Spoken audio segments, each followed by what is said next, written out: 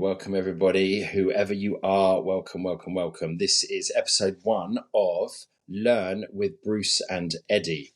My name is Bruce, and we're going to just quickly introduce ourselves. Also, just mention why we started this pod in the first place. So, by way of introduction, I run a business that is an online coaching business. We can maybe touch on our backgrounds shortly. The business essentially helps people with their fitness, with their health. So I'm a PT, I'm a yoga instructor, and I help people through mindset, through nutrition, and through exercise. And I'm here with my good friend and industry colleague, Eddie. Welcome, brother. Hi, guys. So good to be here. My name is Eddie, and I'm a coach. I help people to move, feel, and ultimately live better. My background is in personal training and teaching yoga, and I'm currently involved in running a project called the Wild Man Project that's focused on helping men connect in a positive way to their masculinity, and to help to build more resilient, stronger men. And by the way, I'm a part of the Wild Men Project, so I can tell you as an insider that it's a brilliantly unique thing. I also happen to have been Eddie's client not that long ago. Eddie coached me and helped me with a number of things, especially as I was getting my business going.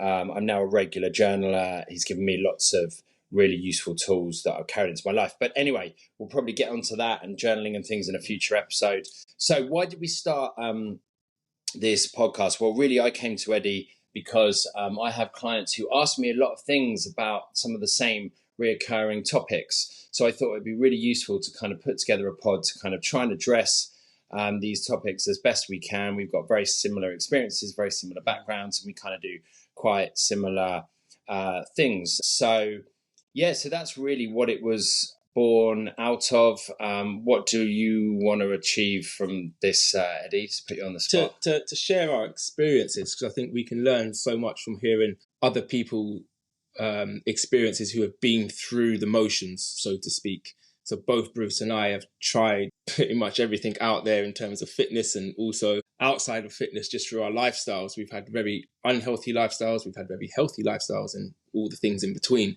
So I feel between us, we've got a lot of stories and insights to share into this sometimes scary world of self-development. Yeah. So we're sat here in Brighton at the minute. It's quite a sunny day. The seagulls might be squawking, so if you hear some background seagulls, that's why we're both sat here in Brighton. Experience is the best teacher.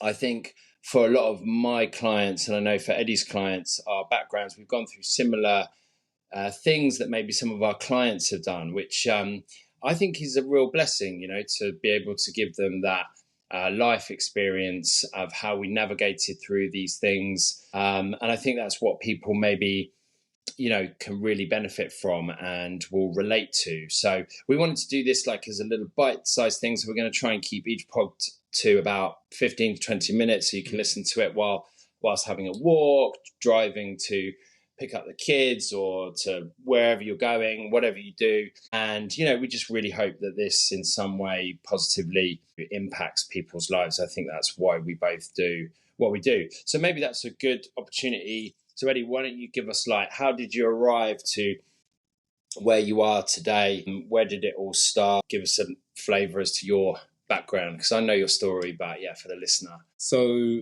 my entry into fitness came in my early 20s through wanting to build up my my character, I guess, and my body, and to help me tackle my addictions. At the time, it was like an outlet, and then I realized I was pretty good at it, and I started to make connections in the gym, and I kind of got scouted by a gym manager who went and put me on a course and said, you'll be a great personal trainer. And I kind of fell into that. And then I went through loads of exploration into different types of training, from obviously for like most of us guys, I got into it through bodybuilding. It was all about aesthetics. And then I realized a few years in that I looked good, but I wasn't functional. I couldn't move. So I started to explore calisthenics, gymnastics, animal movement, which led me into yoga. And then I went to yoga for the physical benefits, to stretch, and had a spiritual awakening through the philosophy and the spiritual side of yoga, not so much the movement. And then through my yoga practice, I managed to tackle my addictions, get over cocaine addiction, alcohol addiction, turn my life around, start my own business. And now I'm using my experience in doing so to help other men get through challenges in their life. So where are you from, Eddie? I mean, I know where you're from South London. Right, yes. Lambeth, Brixton. So it's quite a sort of like challenging like place to grow up, no? Yeah, I was surrounded by a lot of crazy stuff. It was wild. But because it was my reality, I didn't know any different. I just thought that's what happens. That's how you grow up. And only now as an adult, when I'm looking back, now that I have children as well, it's like, wow, some of the things I used to get up to. But I came from a strong family home. You know, my parents are amazing. They were together, still together now. Very close with my brother. I was surrounded by chaos, and I got swept up in that chaos quite a lot. And I thoroughly enjoyed it. Yeah, I can vouch for that. I love drama. Yeah, love drama. And then so how did you end up down here? When did you move down to sort of the Sussex area? So I had recently come out of a long-term relationship, another failed relationship. I was 30 years old. I'd moved back with my parents. I just declared bankruptcy. I was on my absolute arse. Wow. Nothing to my name. And I went deeper into my spirituality of just letting go of certain aspects of myself. And I met a woman at a ceremony. And then she told me she lived in Worthing. And I thought Worthing was maybe somewhere in East London I hadn't heard of or something, or somewhere in London I hadn't heard of, and realised once I got speaking to her that it was down here next to Brighton. And our relationship was explosive in a really, really good way. She actually initially moved to London to help me run one of my businesses there. I was running a cafe and a catering business as part of sort of a side thing to my personal training. And we decided to close that business down. I was feeling burnt out from London, and she said, why don't you move with me to the seaside? And nice. I packed my bag. I had one bag. I was living quite a minimalist life at the time. I packed my rucksack and I left that day. And we moved to Worthing. Moved into a caravan because that's the only accommodation we could get. Her dad had a caravan. He's like, right, you can stay at a caravan until you get on your feet. Because Jess had left her accommodation to move to London with me. Being your wife. My wife, yeah. Yep, my now wife. We have 3 beautiful children together. And then the journey began. I had to start all over again in Worthing and rebuild the business, rebuild my life. And now we have a beautiful apartment, beautiful children, and a beautiful life. Wow. So that's like quite a journey, isn't it? That's quite a lot of events and like kind of coming from, because I think you also, when you left London, you basically sort of kind of like terminated or turned your back on a few relationships that maybe you were just, like no longer serving you, or you just wanted to move into a different kind of space, right? Pretty much all of my long-term relationships I had to step away from. I'm still in contact with some of the guys and absolutely love them. But to beat my addiction, I had to change my environment and change the people I was hanging around with. And it was the only way I could get out. So it was a selfish move, but at the same time, a selfless move as well, because it's got me to where I am now, where I can provide for myself, provide for my family, and I'm happy. Which is a big change. Yeah. And I certainly wouldn't have been attracted to you as somebody if I didn't. We'll move on to myself in a minute, but I did the 12 steps, and one of the things they talk about in the 12 steps is this concept of like attraction, not promotion. And you're always drawn to people who have something that maybe you don't have. And I think there was something about you and what you had that I wanted, whatever that might be. So congratulations on on getting to that place. So let's get into it. So what were you addicted to? You've mentioned mainly cocaine, weed as well. Weed still plays a part of my life, to be honest, but I don't smoke it anymore. But I will still use cannabis every now and then. But weed was a big thing. I started smoking weed full time when I was 12 years old or so. And that was a big part of my life. And then I fell into cocaine in my late teens, early 20s. And then that was just a wild ride for 10 years. A lot of denial, I was functioning, so I could handle it, so to speak. And then it got really bad in my late 20s, and then I realized, okay, shit, I've got a problem here. I need to address this. And I had all the tools, but I just wasn't using them. So I had a bit of like a personality disorder, almost, maybe not disorder, identity crisis. And I had a rock bottom moment when I passed out on a train on the way to work. I was working in a gym in London Bridge, and I'd actually been up all night. There's a seagull. Been up all night on ketamine, actually. I dabbled in ketamine every now and then as well. And everything just went black, and I passed out on the train and got woke up with a police officer slapping my face. And that was a real shock. I was like, oh, wow, I need to get to grips with this thing. And that was the moment. That was my rock bottom moment. And that was when I started to put everything I'd been learning over the years. I'd always dabbled in spirituality. I'd always been reading books on Buddhism and Taoism and shamanism. And I just started my yoga practice. All these things were coming together. And I released a lot of my ego and said, let me just try some of this stuff. And I threw myself into it, and it worked. Nice. Yeah, I like the way you talk about that rock bottom moment. I think, we all have these times in our life, these inflection points and these dark times. And I think it's nice, to hear you have turned a corner and you've come out of that. I mean, you absolute nutter for being a PT whilst also just slamming the drugs. Yeah. But I'm sure you're not the only person who's done that. And yeah, I think it's a good story of like hope for people who maybe are in, dire straits, struggling with whatever it might be. We have addictions to various things, don't we? Something as simple and fairly innocuous as sugar to, hardcore drugs. I used to love ketamine. Yeah, what a drug. But also, these drugs can just wreak, devastation, especially when they really get their, nails stuck into you, which they do because they're addictive and they allow us to escape. But anyway, we're going to probably get into some of that. So I think, that's a really nice, just brief overview, I think, of your story. I'm trying to think if there's anything else that we've missed. Yes. So what are your qualifications? So you've done PT, you're a yoga instructor, but you mentioned about your dabbling, but you've also done some things maybe since this inflection point. What are the kind of things that you've studied or learned a lot from? Within my PT, I've done a lot of extra sort of courses around functional training, kettlebell instructor, various movement practices, something called movement mapping with Justin Wolfer. He's amazing. Check him out. And then other aspects of yoga training as well. So I'm always kind of looking to update and open my scope in the movement world. And then I've also trained in shamanic healing, energy healing, some breath work, anything that kind of I get into, I like to know inside out. So whether it's self-study through books or going on a course, I'm all about acquiring new knowledge and then learning how to implement that with myself and then with my clients. Everything I do, I try myself first. So whether it's a diet or a training protocol, I go and get a lived experience of that through self-study or a course. And then I feel that I can then impart that knowledge, that wisdom on with my clients. Nice. So I've done breath work with you, haven't I?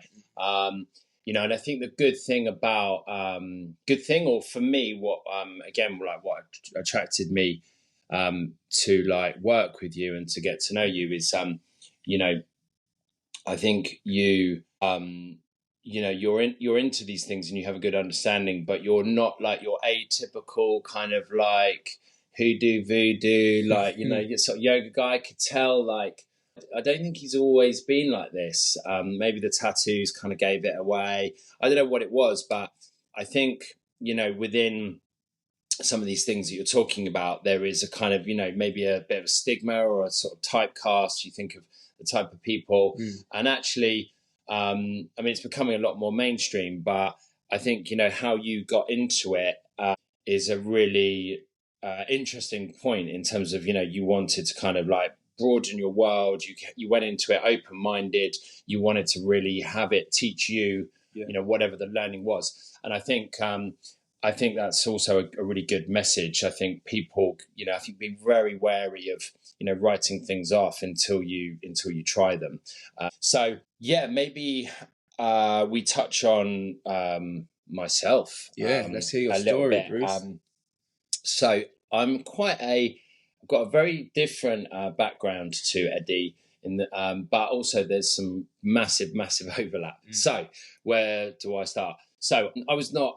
We were joking about this the other night when we had a Wildman Project get together, group of guys. We went for some food, a sauna, and we were chatting. Eddie was telling a story about the fact that he came across a gun, and he had this gun and was like wielding it around. I think you shot your brother or something. Nearly shot him. Yeah, very nearly. And I was sat there listening to this story, and I was thinking that wouldn't have happened in a million years in leafy Buckinghamshire, where I grew up. So I'm from outside northwest London, a place called Buckinghamshire. Very nice area, quite middle class. I wasn't very academic. I went to university anyway to please my parents. I then ended up working in sales in London, mostly because I wasn't very qualified, but I was quite good with people. I had a bit of a, gift of the gab, you could say. And so I ended up in sales. So I ended up doing quite well at sales, which kind of created this perfect storm of me being a little bit unhappy and wanting to find something a bit more fulfilling in terms of my life, and then also having quite a lot of money. So I ended up drinking quite a lot. I ended up doing drugs quite a lot. My drug of choice was cocaine, although I would dabble with MDMA and ketamine, but cocaine was the thing that really brought me to my knees. So that happened in 2017. I would say I was like a weekend warrior. So I think sometimes when we think of drug addicts, we think of these people who like are on the street and are asking us for money, and they've like all their veins have exploded or something, something that we've probably picked up from films. Actually drug addicts are walking around amongst us. They're like our posties, they're our bankers. And I know this through eventually doing recovery, doing a 12-step program. So I went to meetings. As I say, I was doing it every weekend. I wasn't like a daily user. And I had nowhere else to go. I basically decided that my girlfriend was going to 100% leave me. So I kind of did it to save the relationship, which is kind of sad in itself because I didn't really do it for me. But I did my first meeting in, I think, like June 2017. Was terrified, but went into this meeting, just got like welcomed and like, a sort of proverbial and literal hug by just strangers, like big burly guys in London who, looked like, just scary, but they were just so like loving. Took me in. I did what I was told because I had this gift of desperation that they talk about. So I did what I was told, and I went through and I did the 12 steps. I had a sponsor. I did nearly 3 years of sobriety, and then COVID came along. I was living in a flat in East London with no outdoor space. I was between jobs. Obviously, when the pandemic hit, there was no chance of me getting another job. Everything was suspended and on hold. So I just basically was left in my flat with my decks, all my records, some disposable income, just slowly going crazy. So I actually ended up, first of all, nearly having like an anxiety attack. So I suddenly felt like I probably was going to have a panic attack. I have had panic attacks since then, but maybe we'll get into that. And I went onto the NHS app, or website rather, and they advised me what to do. It was clear I was having an anxiety attack, and I just started naming things in the room to bring myself back into the present moment, which worked. But I still had this whirring anxiety in my belly. So I went out to my local shop. I looked at the array and I just said to myself, choose the non-alcoholic ones. But my eyes just kept dancing over to the alcoholic ones. I ended up making a decision to drink. That resulted, of course, in doing cocaine, not that night, but the next night. I then went through a period of trying to figure out where I was going. Nothing like crazy happened. I'd done quite a lot of work on myself. but I did end up using. I then ended up moving away from the 12 steps because I didn't really have that gift of desperation, and I just had to figure stuff out for myself. I was doing quite a lot of exercise. I was trying to really address my health, which was pretty bad. I was overweight, very unhappy, was smoking, drinking quite a lot. Well, sorry, I was, I'd had, before I'd got sober, I was like overweight and I was drinking a lot. So I was really leaning into exercise. I discovered yoga. And then I was trying to figure out what to do next. And all these things were just there and staring me in the face. And I decided to lean into them. So I decided to get qualified as a PT, which I did. I got qualified as a yoga instructor. I did my training with my now wife. So yoga turns out it's a bit of a love story. Who'd have thought? And yeah, I started my business last year. Started with a focus to maybe help those that might identify as sober curious. I'm sort of now moving into another space of people around my age, our age, which is sort of late 30s, early 40s. Me being the latter, you bastard being the former. So you got that on me. And yeah, so that's really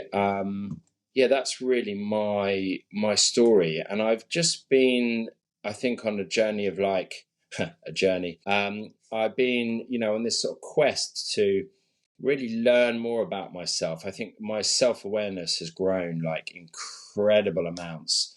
And I think actually this is a nice way to maybe bring it back to, why we've started this podcast, because obviously now you've learned a bit about our stories, and I think our stories are one of growth, right? So ups and downs, a lot of growth along the way. And actually I think that's because we've been living, we've been like really living our lives and leaning into things, and that means we've come a cropper with some things, and we've put our fire in the fire and got burnt.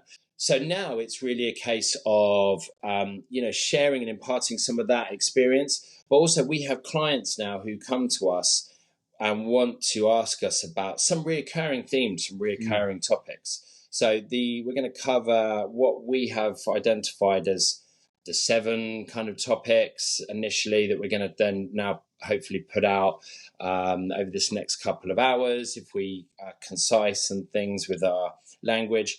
And then we want to share those with our existing clients, but also maybe like prospective clients, so they can hear from us about what we know, what we understand is pertinent in terms of these topics. So the first topic we're going to cover is strength training.